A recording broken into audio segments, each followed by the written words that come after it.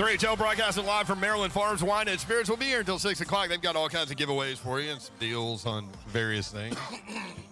They've got the 14-year George Dickel and the 17-year George Dickel that you can come taste. We're not doing any of that at all. Although Don has a lightsaber, so be careful. Because we're in a liquor store, we would do that? And a head of cauliflower.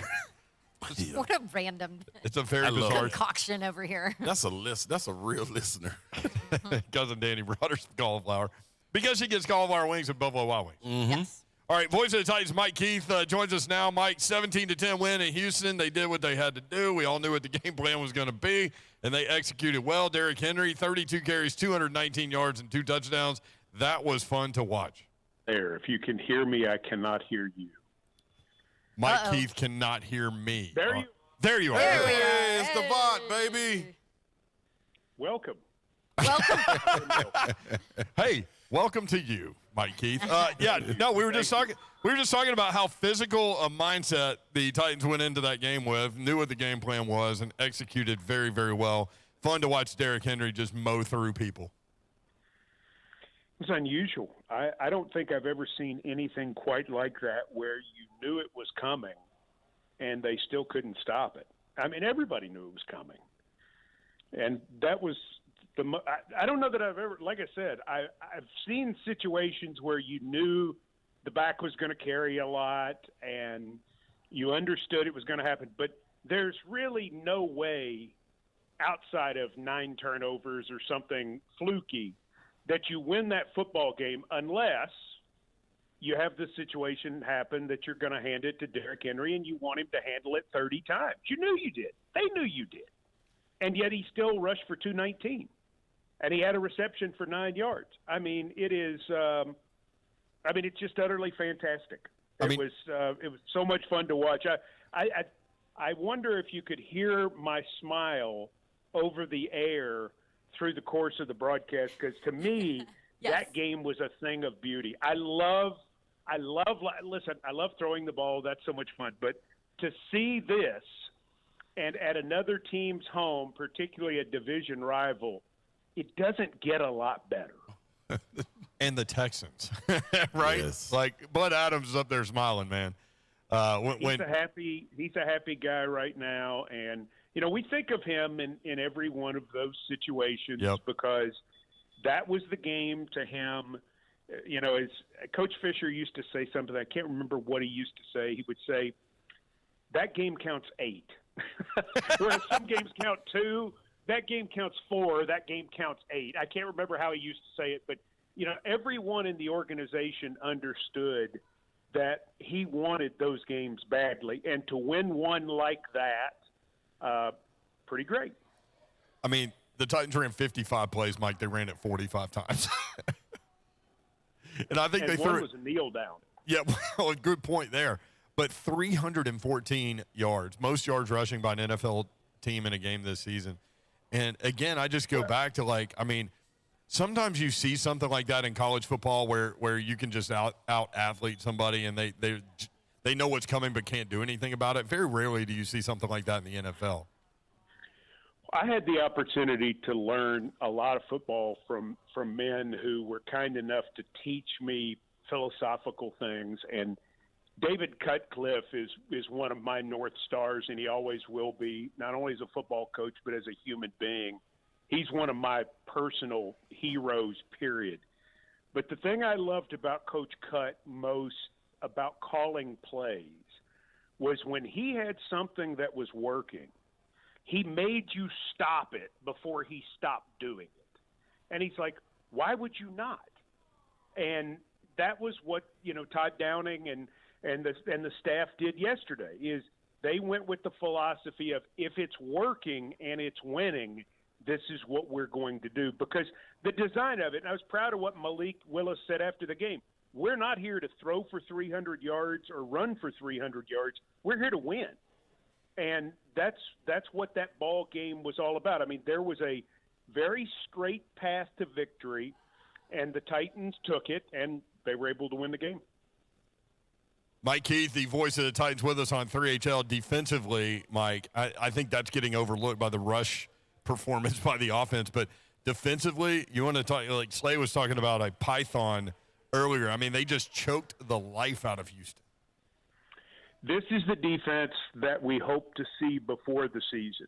You know, we really thought we saw it in the first half of the Giants game, and then it went away in the second half of the Giants game, and then it was not apparent in the Buffalo game. And bit by bit, it's gotten better. You've seen yards start to go down, and you've seen third down conversions start to go down.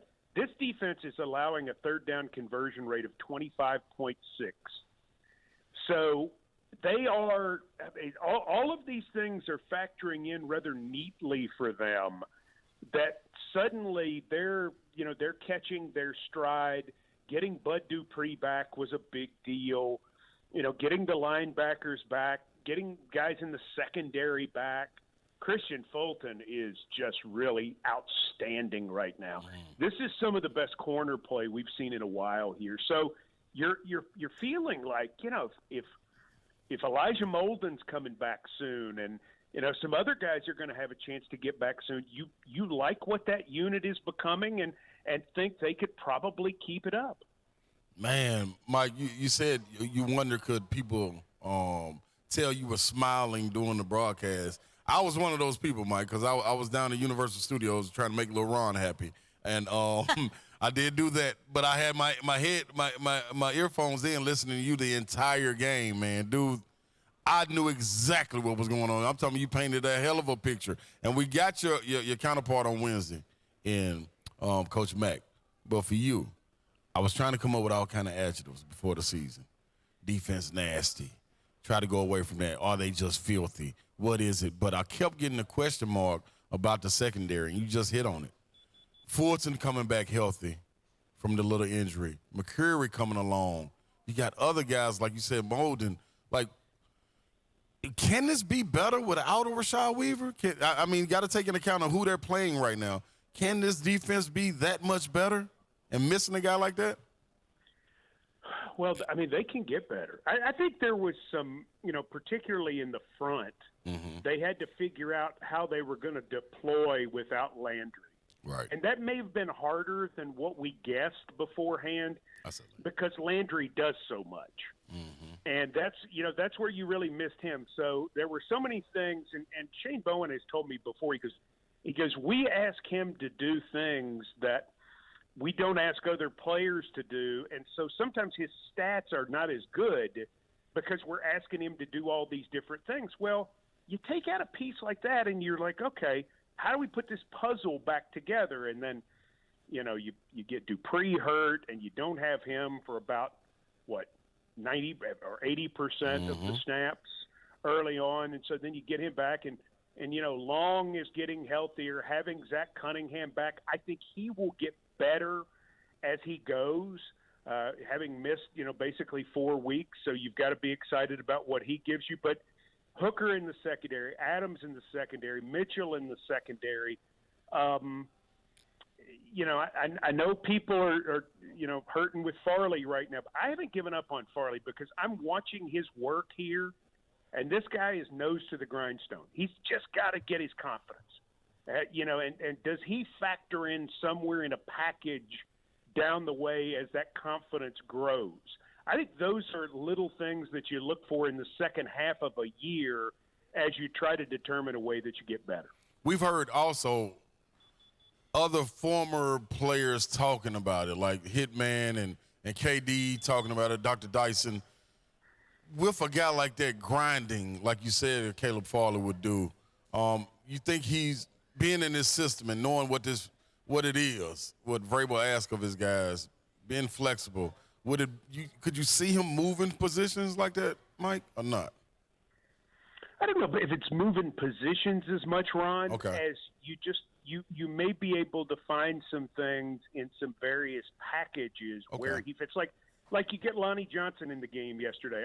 I think Lonnie Johnson is a guy who has a chance to be in packages and help this team. And, you know, that's a Vrabel trait. That's something that he and Shane like a lot. It's like, hey, we're going to pull a guy out like Dane Cruikshank used to do on tight ends in certain situations. You like to have those guys who you say, man, you do one thing really well, so guess what? We're going to put you in the game. And we're going to, just like asking a guy to go in and rebound. It's the same premise. And, that may be a path for Farley. I've just been spending a lot of time watching Farley, and I see a commitment out of him. Now, the play hasn't, matched it at this point, but this is not a guy who's given up. This is not a guy who's hopeless. I believe that. And I'm hopeful there will be another moment for him in the season where he can go in, do something, and gain that confidence. That's Mike Keith, voice of the Titans. So the Chiefs coming up, and that's a Sunday nighter. Those games are always fun, but this is two division leaders, certainly a playoff feel early in the season. Well, think about this. Football fans in our state, we got the first round of the playoffs Friday night in high school football.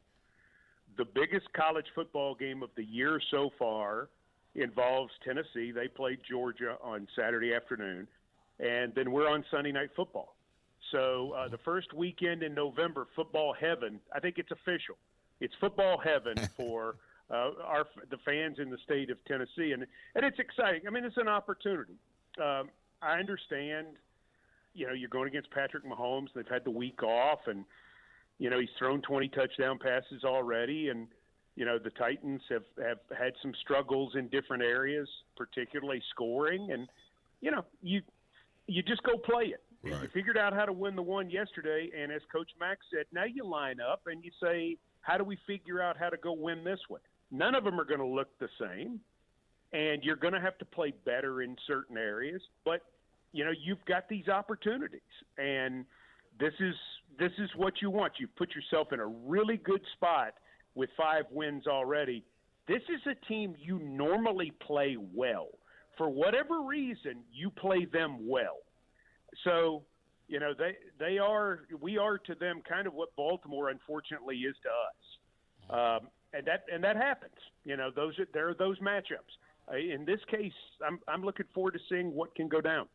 Well, and I mean, this Chiefs defense isn't great stat-wise.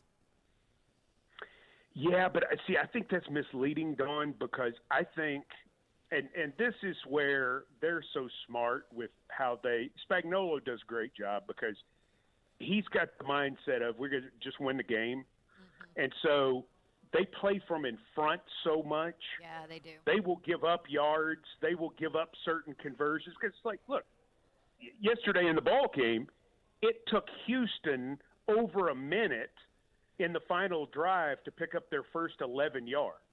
You'll give that up. You'll say, fine. Now, you don't want to give up the deeper plays, but that's what they concentrate on doing. They're going to make you work hard for everything because where they do a great job is keeping other teams out of the end zone. And, they're going to get better as they go on, but they play so much with a 2 or 3 score lead. So their stats are always going to be kind of skewed. Yeah, that's a great point. That's an interesting point. Because they're 30th in pass defense as far as yards given up. So that's a great because people are behind and they're throwing the football. Because people are behind, they have to throw every down. And so it's the same thing. A few years ago, I mean, Indianapolis with Peyton Manning, they were generally top 5 in the league in run defense because by the second quarter you couldn't run the ball anymore against them. You were down 17 or 21 to nothing. So it's always that kind of game.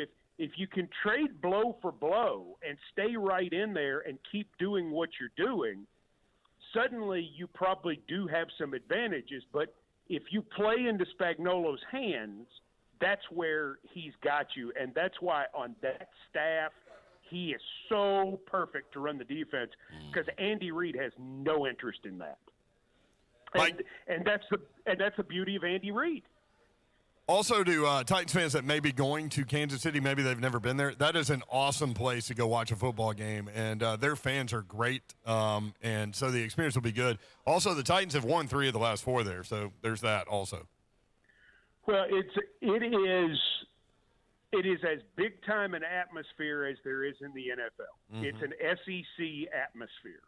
They're loud like an SEC crowd. They're into – I mean, it's very different from a normal NFL crowd because of the overall enthusiasm that they have throughout the whole game. They in Denver and Green Bay just have something vastly different. And so the noise factor is something that really is a big deal when you go play there more than most places. The noise factor was not a big thing yesterday. It will be this Sunday night because these people are wild. They're great fans. I tell any Titans fan who ever asks, Kansas City is one of the 5 places you have to go. You have to go see a game there. It is so worthwhile. And their fans are generally quite pleasant, too, which is a nice part of the experience. That's definitely true. I've been to multiple games there. They're awesome people, man. Yeah, they're good folks. Yeah. I mean, they want to win. And they want to win, but get it. They appreciate the sport, and everything that goes with cool. that. Yep. Your thoughts on Tennessee? Undefeated, tied for second now in the AP poll. Maybe number 1 in the college football poll tomorrow at Georgia coming up this weekend. It's been a fun run. It has. And I was surprised they did what they did Saturday night. I thought, in terms of style, that would be one that could potentially give them some trouble. But, they got ahead, and then they were able to dictate the pace. If that game's 17-13 in the third quarter, it's very obviously a vastly different contest because you're playing into their style. The question is, much like in the Alabama game, can Tennessee get off to a good start offensively, get a lead, whatever, to sort of set a tempo for how that game is going to be? If it's a down and dirty punch-for-punch game, that's going to be much harder for Tennessee to win against a team like Georgia due to the fact that's what Georgia likes to do. But, you got a chance.